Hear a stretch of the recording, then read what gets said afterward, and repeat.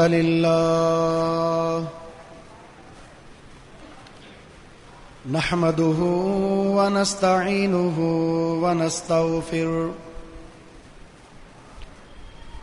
ونعوذ بالله من شرور أنفسنا ومن سيئات أعمالنا من يهده الله فلا مضل له ومن يضلله فلا هادي له وأشهد أن لا إله إلا الله وحده لا شريك له وأشهد أن محمدا عبده ورسوله أما بعد فإن خير الحديث كتاب الله وخير الهدي هدي محمد صلى الله عليه وسلم وشر الأمور محدثاتها وكل محدثة بدعة وكل بدعة ضلالة وكل ضلالة في النار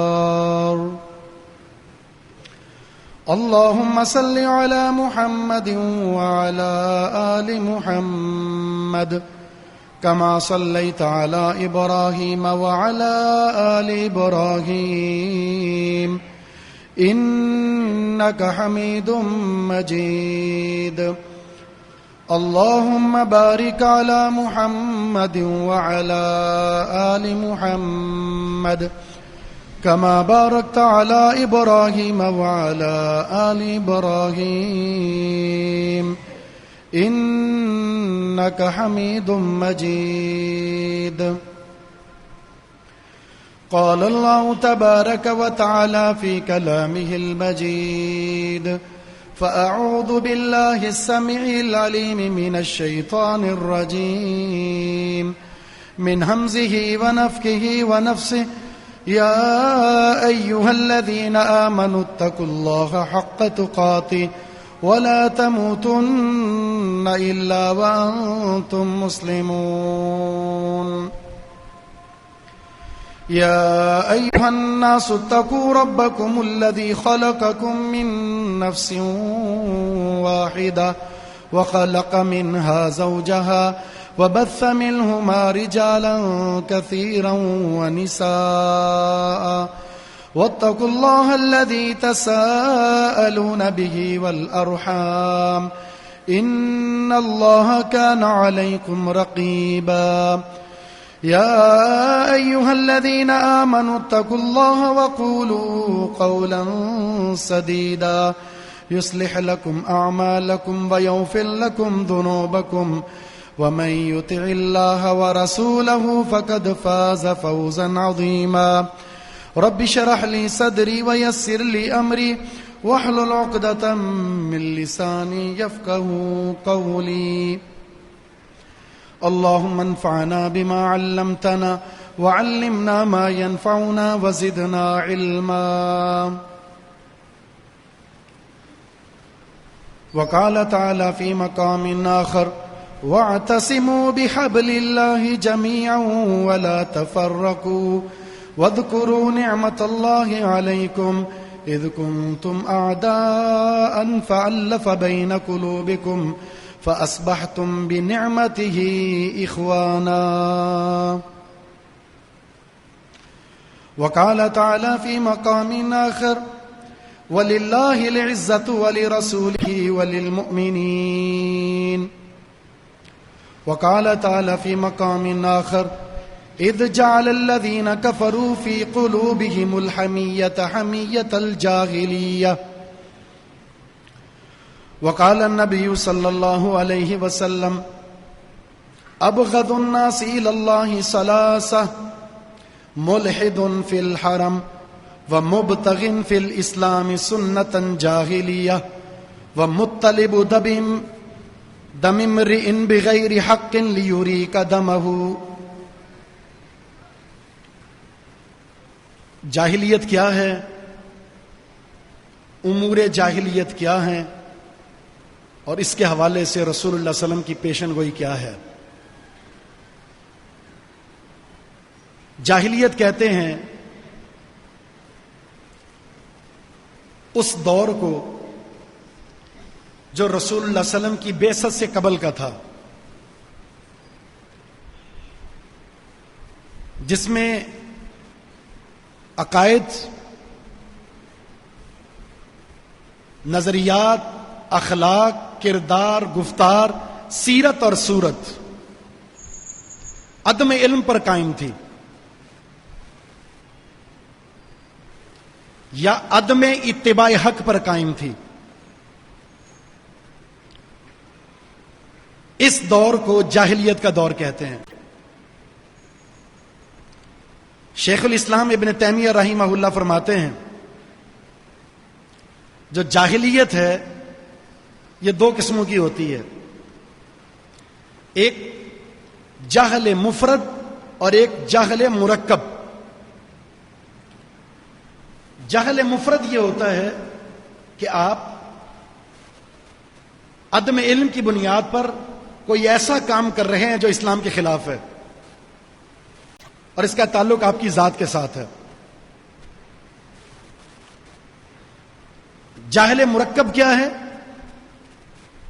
آپ حق کو جان کر جاہلیت کو اپنا کر اور اس باطل کے ساتھ ایسے مضبوط ہو گئے ہیں کہ اس کے حامل بھی ہیں اور دائی بھی ہیں. یہی ٹھیک ہے. لوگ آپ کی وجہ سے اس جہل کے ساتھ وابستہ ہو رہے ہیں. اگر وہ جہل آپ کی ذات سے دوسروں تک منتقل ہو رہا ہے اور ان میں جاہلیت آ رہی ہے، کفر آ رہا ہے، اسلام کی شخصیت اور اسلام کا تعارف مٹ رہا ہے، تو آپ جہل مرکب ہیں. رسول اللہ صلی اللہ علیہ وسلم کی بعثت سے قبل جاہلیت دونوں طرح کا تھا. پوری کی پوری زمین میں جاہلیت تھی. رسول اللہ صلی اللہ علیہ وسلم کی آمد کے بعد جاہلیت کا دور ختم ہو گیا. اب اس دور کو آپ کی آمد کے بعد جاہلیت کا دور نہیں کہیں گے، طلوع حق کا دور ہے. اب جاہلیت مطلق ختم ہو چکی ہے، جاہلیت عامہ ختم ہو چکی ہے. اب قیامت تک جاہلیت کی ایک صورت باقی رہے گی اور وہ جاہلیت مخصوصہ ہے. کسی خاص علاقے میں، کسی خاص قوم میں، کسی خاص فرد کے اندر تو جاہلیت ہو سکتی ہے، لیکن روئے زمین پر پورے کی پوری انسانیت جاہلیت کا شکار ہو جائے، وہ دور ختم ہو چکا ہے. کیونکہ اللہ رب العزت نے قیامت تک کے لیے نبی کے بعد نبی کے وارثین کو اس حق کی معرفت اور اس حق کی دعوت کا منصب عطا فرما دیا ہے. ہر جگہ ایک دو یا مختصر سی جماعت کی شکل میں حق کی پہچان کروانے والے لوگ ہوں گے. یہ جاہلیت کی ایک تعریف ہے.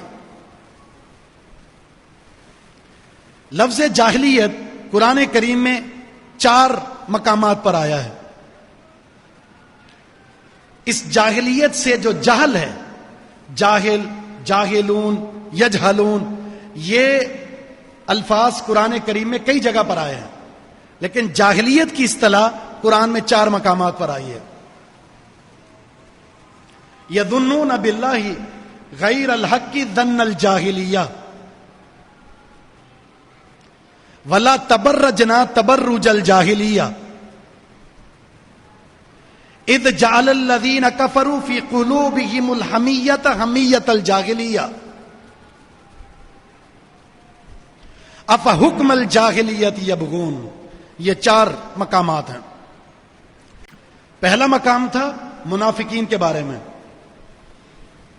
اللہ کے بارے میں ان کے دلوں میں، ان کے گمان میں ناحق یہ گمان پیدا ہو چکا تھا جو جاہلیت والا ہے. جاہلیت والا گمان کیا تھا؟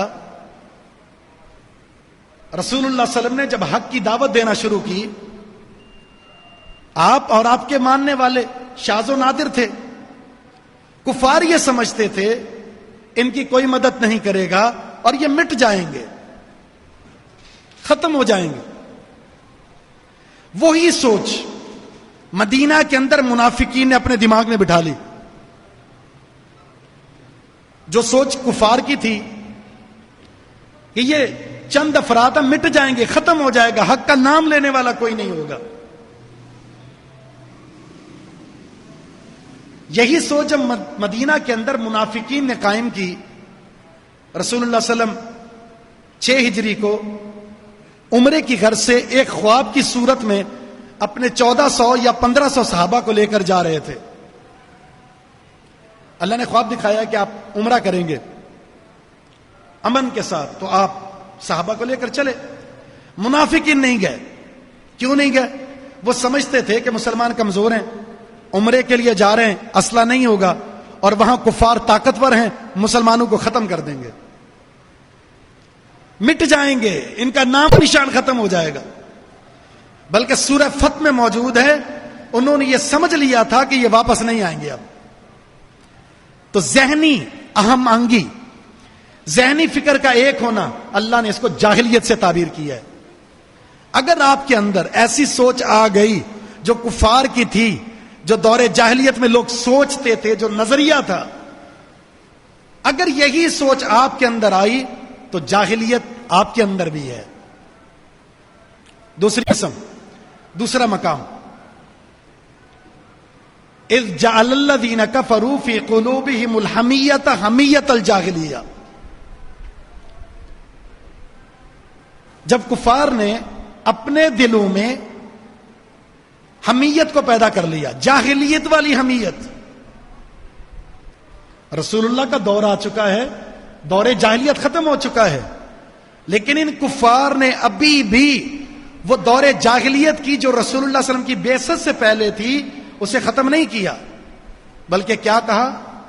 سوچ دیکھیں کفار کی، دور جاہلیت میں تو ہوتا تھا، لیکن رسول اللہ صلی اللہ علیہ وسلم نے اس جاہلیت کو ختم کیا ہے۔ آپ کی آمد کے بعد بھی ان کے دلوں میں ختم نہیں ہوئی، تو فرمایا جاہلیت اب بھی موجود ہے۔ کیا سوچتی؟ سوچ یہ تھی کہ رسول اللہ صلی اللہ علیہ وسلم اور آپ کے صحابہ یہ مکہ میں آنا چاہتے ہیں، مدینہ سے عمرے کی غرض سے نہیں آنے دیں گے۔ کیوں نہیں آنے دیں گے؟ یہ وہ لوگ ہیں جنہوں نے ہمارے آبا و اجداد کو مار دیا تھا، یہ وہ لوگ ہیں جنہوں نے ہمارے خاندان کے لوگوں کا بدر کے اندر خون بہایا تھا۔ اب ان کی خاندانی غیرت جاگ اٹھی، قبیلے کی غیرت جاگ اٹھی، لات اور عزا کی قسم کھا کر کہا عزت دار ہم لوگ ہیں اور ہم اپنے آبا و اجداد کے خون کے پیاسے لوگوں کو یہاں داخل نہیں ہونے دیں گے۔ مکہ میں مسجد حرام میں کسی کا داخلہ منع نہیں کیا جا سکتا، مسجد میں آنے دیں گے، اللہ کا گھر ہے۔ اور پھر وہ جب حق پر ہے، چاہے آپ کا دشمن کیوں نہ ہو، حق والے کو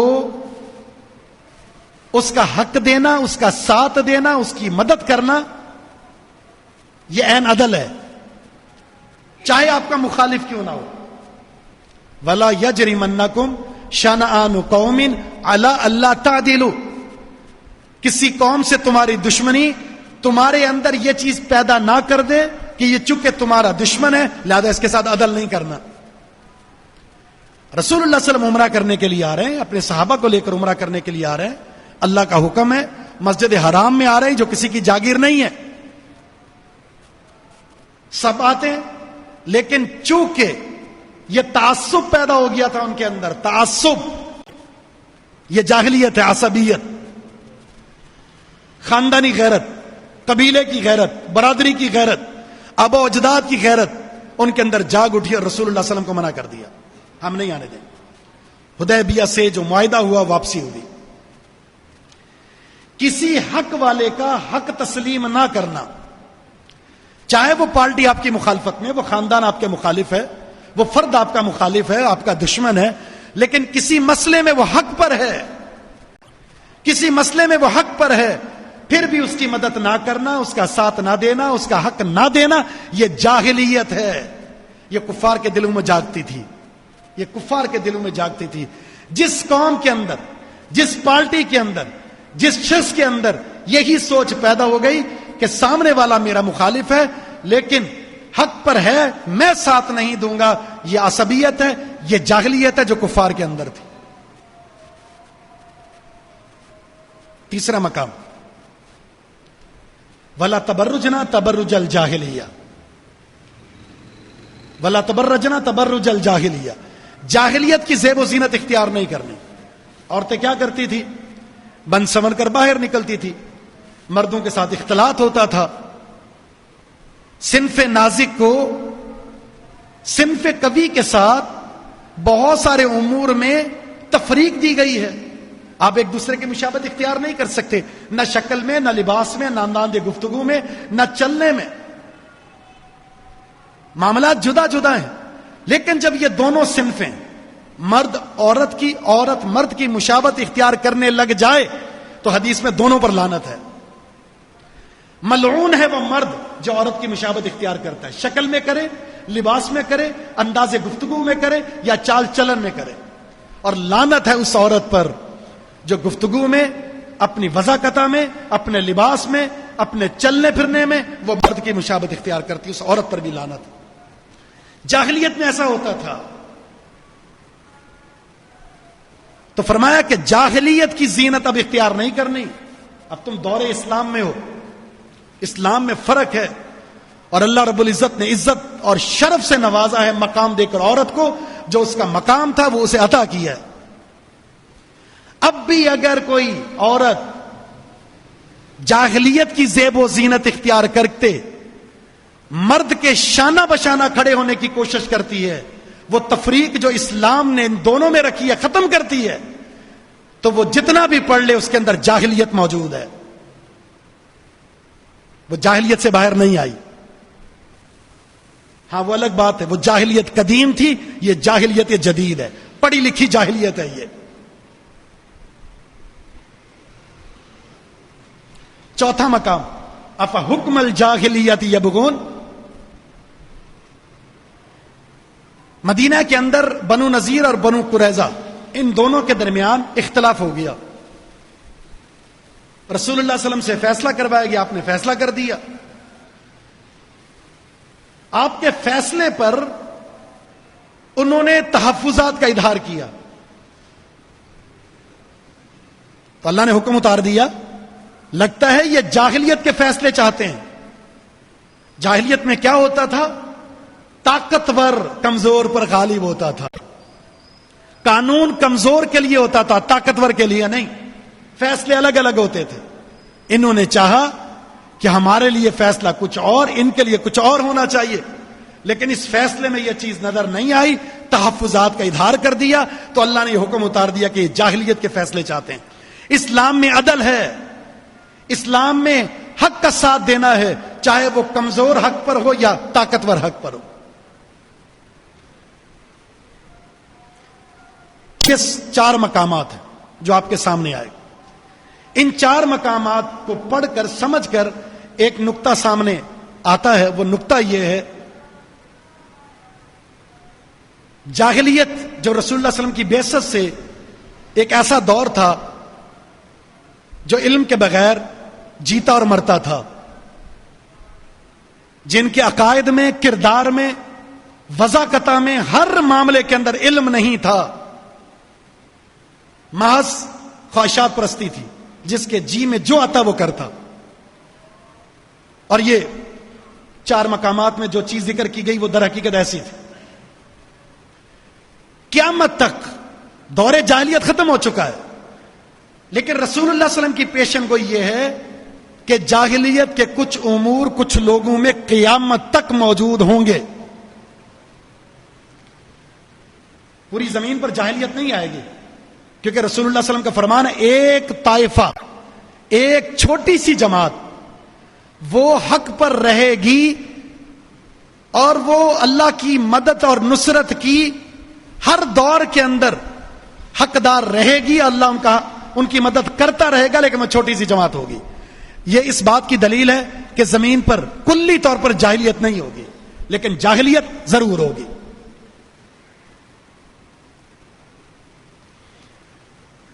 اب وہ جاہلیت کیا ہے؟ آپ کو اسلامی عقائد سے ہٹ کر ایسے عقائد، ایسے اعمال، ایسے امور جس کی اسلام میں کوئی گنجائش نہیں، وہ اچھے لگنے لگ جائیں. عقیدہ اسلامی نہیں. آپ وہی جو مشرکین کا تھا، وہی جو کفار کا تھا، وہ نظریہ اور عقیدہ پیدا ہو جائے. جس کے اندر وہ کفار والا نظریہ اور عقیدہ آ گیا، یہ دور اسلام میں ہو کر بھی جاہلیت کی زندگی گزار رہا ہے. جس کے اندر تعصب پیدا ہو گیا، میری قوم، میری برادری، میرا خاندان، یہ بت جس کے اندر پیدا ہو گیا، وہ نمازی ہے، وہ تہجد گزار ہے، وہ پکا مسلمان ہے، وہ موحد ہے. لیکن اگر یہ بت اس کے دل میں آ گیا تو سمجھ لیں یہ شخص اس معاملے کے تعلق سے جاہلیت میں ہے. کتاب و سنت کا فیصلہ اسے سنایا جائے اور اس کی ذات، اس کی برادری، اس کے خاندان، اس کی سوچ، اس کے عقیدے کے خلاف ہے، لیکن کتاب و سنت سے وہ مستنبت ہے. چھوڑ دیتا ہے یہ کہہ کر کہ میرے آبا و اجداد، میرے خاندان، میری برادری کے خلاف ہے، میں اس کو نہیں مانتا. دور اسلام میں رہتا ہے لیکن اس زاویے سے اس کے اندر جاہلیت پائی جاتی ہے. حق کا انکار کرتے تھے وہ. عبادات آپ کر رہے ہیں. دور جاہلیت میں بھی عمرہ ہوتا تھا، حج ہوتا تھا، لوگ بیت اللہ کا طواف بھی کرتے تھے، وہاں جا کر اللہ کو راضی کرنے کی کوشش کرتے تھے، لیکن علم کے بغیر. آج اگر کوئی شخص خوشی کا اظہار کرتا ہے، کمی کا اظہار کرتا ہے، کوئی بھی کام کرتا ہے، لیکن علم کے بغیر، کتاب و سنت سے وہ ثابت نہیں ہے، وہ دور اسلام میں رہنے والا، جاہلیت کا زندگی کا گزارنے والا شخص ہے یہ. کیونکہ اس کی عبادات، اس کے نظریات، اس کی خوشی غمی علم کے بغیر ہو رہے ہیں. دور جاہلیت کہتے ہیں اسے ہیں جس میں یہ سارے کام عدم علم کی صورت میں ہوتے تھے. دور علم میں، دور اسلام میں اگر وہ کوئی کام کرتا ہے جو علم سے ماورا ہے تو یہ جاہلیت کی زندگی گزارتا ہے.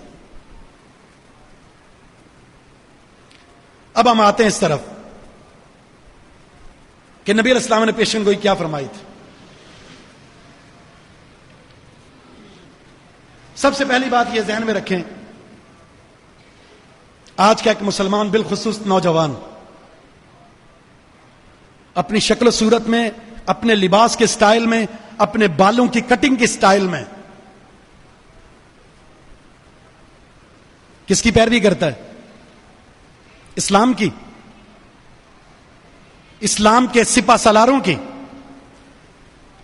اسلام کا ہراول طبقہ اس کی، صحابہ کی، محدثین اور ائمہ کی نہیں. اس کے کپڑوں کا اسٹائل وہ ہوگا جو غیر مسلموں کا ہے، بالوں کی کٹی کا اسٹائل وہ ہوگا جو غیر مسلموں کا ہے، اس کی وضاحت وہ ہوگی جو غیر مسلموں کی ہے. مجھے بتائیں عزت کس کے لیے ہے؟ اللہ نے قرآن میں فرمایا وَلِلَّهِ الْعِزَّةُ وَلِرَسُولِهِ وَلِلْمُؤْمِنِينَ. عزت صرف اللہ کے لیے ہے، عزت صرف رسول کے لیے ہے، اور عزت صرف اہل اسلام اور اہل ایمان کے لیے ہے. سیدنا عمر رضی اللہ تعالیٰ عنہ کو خوبصورت قول فرماتے ہیں اعزنا اللہ بالاسلام، اللہ نے اسلام جیسی نعمت سے ہمیں نواز کر عزت بخشی ہے.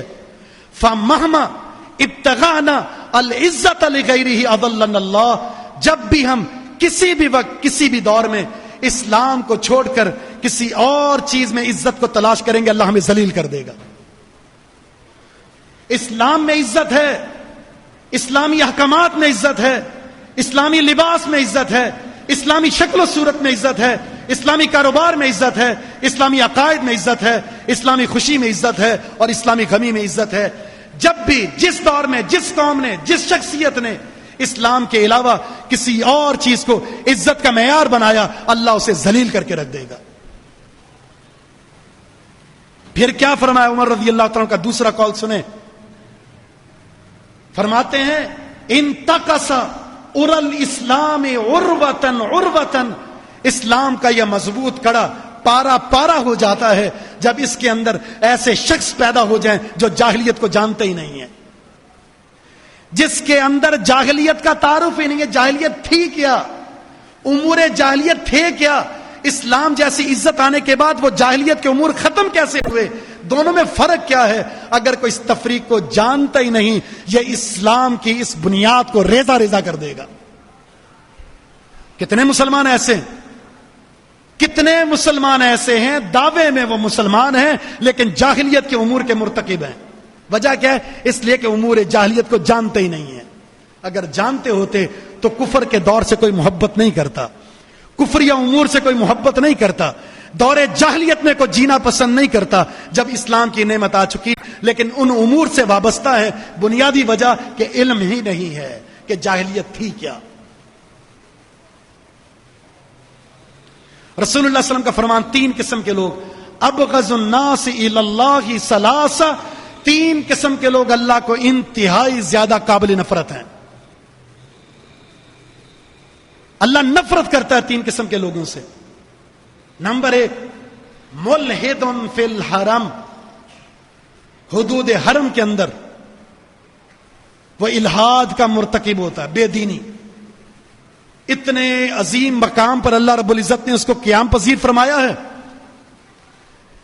حرم مکی ہے, حرم مدنی ہے, وہاں وہ رہتا ہے لیکن بے دینی کی زندگی گزارتا ہے, دین سے غافل ہے, دین سے بے خبر ہے.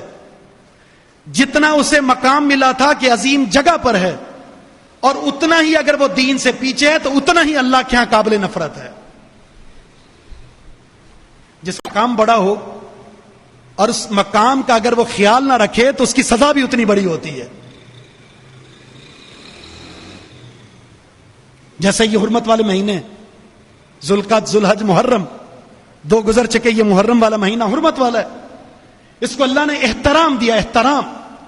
اور اس احترام کا تقاضا یہ, فلا تظلموا فیہن انفسکم, اپنی جانوں پر ظلم نہ کرنا, شرک کر کے, کسی کے حق کو مار کر, یا اپنی ذات کو نقصان پہنچا کر. یہ کسی بھی قسم کا ظلم ہے, اپنی جان پر نہ کرنا, ویسا ہی حرام ہے. لیکن یہ حرمت والا مہینہ ہے, اس معاملے میں ایسا کام نہ کرنا جو خلاف شریعت ہے, کیونکہ اس مہینے کی حرمت بھی پامال کرو گے اور ظلم بھی کرو گے, یہ اللہ کے ہاں تمہیں زیادہ مجرم بنا دے گا. دوسرا انسان جو اللہ کے ہاں بہت زیادہ قابل نفرت ہے, مبتغن فی الاسلام سنتن جاہلیہ, دور اسلام میں رہتا ہے لیکن جاہلیت کے طور طریقوں کو تلاش کر کے ان پر عمل پیرا ہو رہا ہے. دور اسلام میں ہے لیکن جاہلیت کے امور کو نہیں چھوڑ رہا. نہ شکل میں اسلام نظر آتا ہے, نہ لباس میں اسلام نظر آتا ہے, نہ کاروبار میں نظر آتا ہے, نہ سیاست میں نظر آتا ہے, نہ اخلاقیات میں نظر آتا ہے, نہ بندگی میں نظر آتا ہے, نہ کردار میں ہے, نہ ہی عقائد میں ہے. اگر یہ انسان دور اسلام میں زندہ ہے, دور اسلام میں زندہ ہے جہاں حق زندہ ہے, حق کی تبلیغ ہوتی ہے, پھر بھی جاہلیت کے امور کے ساتھ وابستہ ہے, چمٹا ہوا ہے, جس سے نفرت کی گئی ہے, جن جیسے لوگوں سے نفرت کی گئی ہے, جن امور سے نفرت کی گئی ہے, تو ایسا انسان اللہ کے ہاں سب سے زیادہ قابل نفرت ہے. تیسرا انسان جو کسی کا ناحق خون بہانے کے در پہ ہے, ناحق, چھوٹی چھوٹی باتوں پر لڑائیاں, خاندان کے اندر تعصب کی بنیاد پر لڑائیاں, لسانیت کی بنیاد پر لڑائیاں, فرقہ واریت کی بنیاد پر لڑائیاں, علاقائیت کی بنیاد پر لڑائیاں, یہ جاہلیت تھی. اسلام آنے کے بعد ایک بنا دیا گیا ہے. اب خونی رشتہ, اس سے زیادہ رشتہ مضبوط ہے اسلام کا.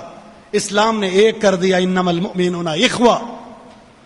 سارے تعلقات ختم ہو جائیں گے لیکن جو اللہ کے نام پر, اللہ کی رضا کے لیے اسلام کی بنیاد پر قائم ہوگا, نہ وہ رشتہ دنیا میں ختم ہوگا نہ وہ آخرت میں ختم ہوگا. اتنا مضبوط رشتہ ہے. لیکن یہ شخص دور اسلام میں رہ کر بھی تعصب کی زندگی گزارتا ہے اور یہ عصبیت کا شکار ہوتا ہے, تو جاہلیت کے امور سے وابستہ ہے, اور اسی کی بنیاد پر کسی کا قتل کرتا ہے, کسی کو مارتا ہے, خون بہا دیتا ہے. یہ جاہلیت ہے. ایسے 3 قسم کے لوگ اللہ کے ہاں سب سے زیادہ قابل نفرت ہیں. خطبہ حجت الوداع بڑا مشہور خطبہ ہے. ایسی دستاویزات کا یہ خطبہ ہے جو عالمگیر ہیں, عالمگیر. ان میں ایک بیان یہ تھا, اللہ کے رسول صلی اللہ علیہ وسلم نے سارے صحابہ کرام جمع ہیں, کیا فرمایا تھا؟ الا وکل شیء من امور الجاہلیت تحت قدمی موضوع. اے لوگوں سن لو، ہر وہ چیز جس کا تعلق جاہلیت کے ساتھ تھا، آج میں ان تمام چیزوں کو اپنے پاؤں کے نیچے روندتا ہوں۔ آج وہ ساری چیزیں جس کا تعلق جاہلیت کے دور کے ساتھ تھا، اپنے قدموں نیچے اسے روند کر ختم کر دیتا ہوں۔ اور دو چیزیں آپ نے عملی طور پر ختم کر دی۔ نمبر 1، آپ نے فرمایا ایک خون جو قبیلہ حذیل اور ایک اور قبیلے کے درمیان جاہلیت میں ایک لڑائی ہوئی تھی، اور وہ باقی تھا، انتقام کی ابھی بھی سوچ اور فکر باقی ہے۔ آپ نے فرمایا اس خاندان کے خون کو میں معاف کرتا ہوں۔ اب جاہلیت کے جو بدلے ہیں، جاہلیت کے جو خون ہیں جس کی بنیاد پر تم نے بدلے لینے تھے، ختم ہو چکے۔ اب کوئی یہ سوچ پیدا نہ کرے کہ اس نے فلاں عرصے میں میرے خاندان کا ایک فرد قتل کیا تھا، لہذا میں نہیں چھوڑوں گا۔ دوسری فرمایا سود۔ عباس رضی اللہ تعالیٰ عنہ نے ایک شخص سے سود لینا تھا، پیسے دیتے تھے، سود کے معاملات ابھی چلتے تھے۔ آپ نے فرمایا عباس نے ابھی اصل رقم لینی ہے، اور اس کے بدلے جو ان کو سود ملتا تھا میں اپنے پاؤں کے نیچے اسے روندتا ہوں۔ آج کے بعد سود کے معاملات ختم ہو گئے۔ تو یہاں آپ نے دو چیزوں کی خبر بھی دے دی جو جاہلیت سے، خاندانی لڑائیاں، قبائلی لڑائیاں، اور سید دراز سے چلی آ رہی ہیں، جاہلیت ہے۔ اگر اللہ اور اس کے رسول پر ایمان ہے تو اس کے بریک لگا دو، خاندانی اختلافات ختم کر دو۔ دوسری چیز، اگر تمہارے کاروبار کے اندر سود شامل ہو گیا تو سود کا تعلق جاہلیت کے ساتھ ہے۔ رسول اللہ صلی اللہ علیہ وسلم نے اس کا خاتمہ فرما دیا ہے۔ اب مسلمان سود کے کاروبار میں ملوث نہیں ہو سکتا۔ اللہ نے خود فرمایا اگر تم مومن ہو، اب تک جو کر چکے سو کر چکے، وَذَرُوا مَا بَقِيَ مِنَ الرِّبَا، اب جو سود باقی رہ چکا اگر اللہ کو مانتے ہو چھوڑ دو اس کو۔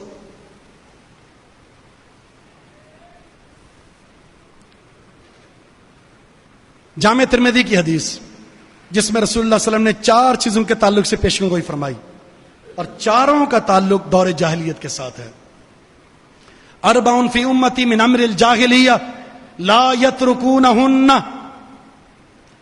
4 چیزیں ایسی ہیں جن کا تعلق دور جاہلیت، دور کفر کے ساتھ ہے، لوگ چھوڑیں گے نہیں اسے۔ کسی نہ کسی طبقے میں، کسی نہ کسی جماعت کے اندر، کسی نہ کسی فرد کے اندر، کسی نہ کسی علاقے میں یہ چیزیں پائی جائیں گی، لوگ نہیں چھوڑیں گے۔ نمبر 1، الفخر بالاحساب والطعن بالانساب والاستسقاء بالنجوم والنیاحہ۔ نمبر 1، اپنے خاندان پر فخر کرنا۔ میرا خاندان سید ہے، قریشی ہے، مغل ہے، راجپوت ہے، گجر ہے، میں فلاں خاندان سے تعلق رکھتا ہوں، میں فلاں برادری سے تعلق رکھتا ہوں، تمہاری ذات نیچ ہے اور میری ذات اونچی ہے۔ فخر کس بات پر ہوتا ہے؟ فخر کی بہت ساری وجوہات ہو سکتی ہیں۔ خوبصورتی، نمبر 2 مال و متاع بہت زیادہ ہے، نمبر 2 منصب اور عہدوں کی تقسیم ہوتی ہے، یہاں پر فنون کی مہارت ہے، فنون کی، اس بنیاد پر ہماری ذات ترقی یافتہ سب سے اعلیٰ ہے۔ اس بنیاد پر اپنی ذات پر فخر کرنا اسلام میں اس کا کوئی تصور نہیں ہے۔ دوسری چیز ہے والطعن بالانساب، جب اپنی ذات پر آپ فخر کریں گے تو لا محالہ کسی کی ذات پر آپ تنقید بھی کریں گے، کیونکہ فخر کے بعد دوسرا جو نتیجہ لازمی نکلتا ہے وہ تحقیر ہے، کسی کی حقارت کریں گے، تمہاری ذات نیچ ہے۔ کس خاندان سے تعلق رکھتے؟ کوئی پڑھا لکھا نہیں، کالی شکلیں، غربت کی لکیر میں پسے ہوئے ہو، مزدوری کرتے ہو، روڈ رستوں پر پڑے رہتے ہو، مال و متاع تو ہمارے پاس، حسن و جمال تو ہمارے پاس، فنون کی مہارت تو ہمارے پاس، یہ سوچ ہے۔ اپنی ذات پر فخر کی اور دوسری کی ذات پر تنقید کی۔ اگر ہم ذات کی بات کریں تو ابو جہل اور ابو لہب کا تعلق کس سے تھا؟ قریش کے ساتھ۔ بڑا خاندان ہے، منصب اور عہدے تھے، بڑی مہارت تھی، لیکن اللہ رب العزت نے ایک کو کہا کہ یہ جہل کا مرکب ہے اور دوسرے کے بارے میں کہا یہ جہنم کا شعلہ ہے. اور اس کے مقابلے میں بلال حبشی، صہیب رضی اللہ تعالیٰ، مصعب بن عمیر، عمار بن یاسر رضی اللہ تعالیٰ، جن پر ظلم اور ستم ڈھائے گئے. بلال رضی اللہ تعالیٰ نے ایک حبشی خاندان سے، کالے غلام جو بکتے بکتے آئے تھے، مزدوری کیا کرتے تھے، لیکن اسلام کی دولت سے اللہ نے وہ مقام دیا. آپ نے فرمایا میں نے جنت میں بلال کو اپنے آگے آگے چلتے ہوئے دیکھا ہے. اسلام میں بڑی عزت تھی ان کی، رسول اللہ کے ہاں بڑا مقام تھا، اللہ کے ہاں بڑا مقام تھا. وجہ کیا ہے؟ وجہ یہ ہے کہ سورہ حجرات میں اللہ نے ایک بات ذکر کی ہے، یا ایھا الناس انا خلقناکم من ذکر و انثی وجعلناکم شعوبا وقبائل لتعارفوا ان اکرمکم عند اللہ اتقاکم. 3 اصولی باتیں ذکر کی ہیں اس آیت میں. نمبر 1، تم سب کی اصل ایک ہے. وہ کسی بھی ذات پات سے تعلق رکھتا ہو، کوئی بھی رنگت رکھتا ہو، اصل ایک ہی ہے. اور وہ کیا ہے؟ کلہم من بنی آدم و آدم خلق من تراب. سارے کے سارے آدم کی اولاد ہیں اور آدم علیہ السلام مٹی سے پیدا کیے گئے. اصل ایک ہے. دنیا میں کہیں بھی رہتا ہو، کسی بھی منصب پر ہو، سب کی اصل ایک ہے کہ ہم سب آدم علیہ السلام کی اولاد ہیں. تو فخر کی بات ہی ختم ہو گئی. کس بنیاد پر؟ سارے مٹی سے پیدا ہوئے. نمبر 2، دوسرا اصول یہ ہے، یہ جو قبائل کی تقسیم ہے، یہ سندھی ہے، یہ پنجابی ہے، یہ مہاجر ہے، یہ سرائکی ہے، اور یہ پختون ہے، اور یہ فلاں ہے، اور یہ فلاں ہے، یہ جو تقسیم ہے نا قبائل کی، یہ صرف معرفت کے لیے ہے. صرف معرفت کے لیے کہ یہ اس قبیلے سے تعلق رکھتا ہے اور یہ اس قبیلے سے تعلق، یہ زبان بولتا ہے اور یہ زبان بولتا ہے، بس اس سے زیادہ کچھ نہیں ہے. اونچ ذات اور نیچ ذات کا اس سے کوئی تعلق ہی نہیں ہے کہ کون کس قبیلے سے تعلق رکھتا ہے. یہ تفضل کا ذریعہ اللہ نے بنایا ہی نہیں. تیسری بات جو اس آیت میں ہے، اور اس آیت میں یہ بات ذکر ہے، اللہ کے ہاں فوقیت کا ایک سبب ضرور ہے. اونچا ہونا اور نیچا ہونا قبیلے اور ذات کی بنیاد پر نہیں ہے. ہاں ایک بنیاد پر ہے، اور وہ کیا؟ ان اکرمکم عند اللہ اتقاکم. تم میں سے جو شخص اسلام لاتا ہے، ایمان لاتا ہے، اللہ سے ڈرتا ہے، بندگی کرتا ہے، دین کو دین سمجھتا ہے، اسلام سے تعلق جوڑتا ہے، اسلام جیسی سوچ رکھتا ہے، سیرت اور کردار اپناتا ہے، خوشی اور غمی میں اسلام سے محبت کرتا ہے، عزت اللہ کے ہاں صرف اس کے لیے ہے. اللہ کو پسند کیا ہے؟ ایمان اور عمل. اللہ کو کیا پسند ہے؟ ایمان اور عمل. جس کے اندر ایمان اور عمل ہوگا یہ بھی اللہ کو پسند ہے. جس کے اندر ایمان اور عمل نہیں ہے، وہ کسی بھی ذات سے تعلق رکھتا ہو، اپنے آپ کو سید کہتا ہو، اپنے آپ کو قریشی کہتا ہو، اللہ نے فرمایا ابو جہل ہو سکتا ہے، ابو لہب ہو سکتا ہے، لیکن بلال نہیں ہو سکتا.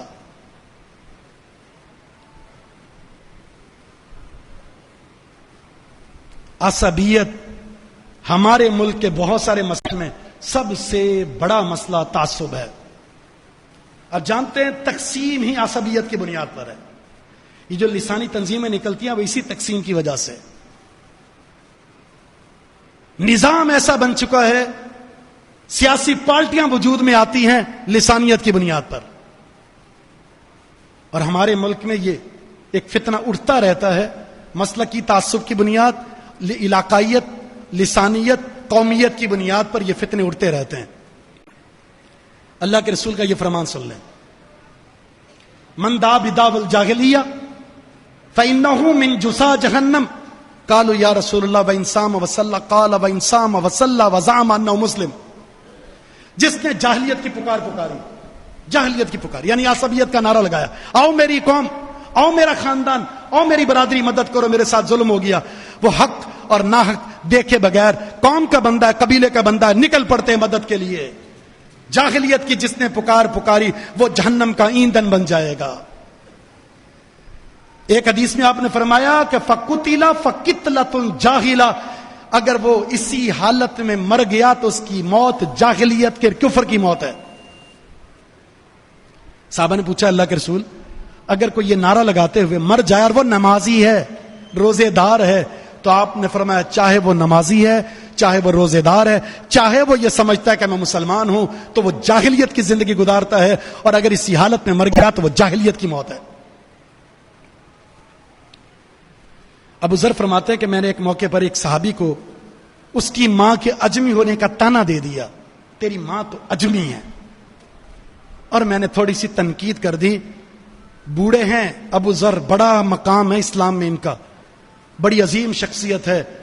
اللہ کے رسول نے اس ایک جملے کی وجہ سے کیا فرمایا تھا؟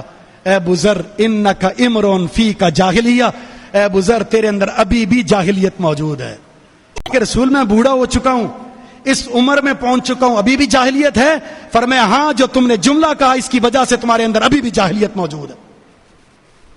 خاندانی بت ہمارے اندر موجود ہیں کہ میں نے خاندان کے باہر رشتہ نہیں دینا، خاندان سے باہر رشتہ نہیں لینا، خاندان کے کسی اور فرد کو اپنے قبیلے میں داخل نہیں کرنا، اس سوسائٹی میں نہیں آ سکتا، اس قبرستان میں نہیں آ سکتا۔ یہ جاہلیت ہے، یہ عصبیت ہے، اور پڑھے لکھے نمازی تہجد گزار حاجیوں کے اندر بھی پائی جاتی ہے۔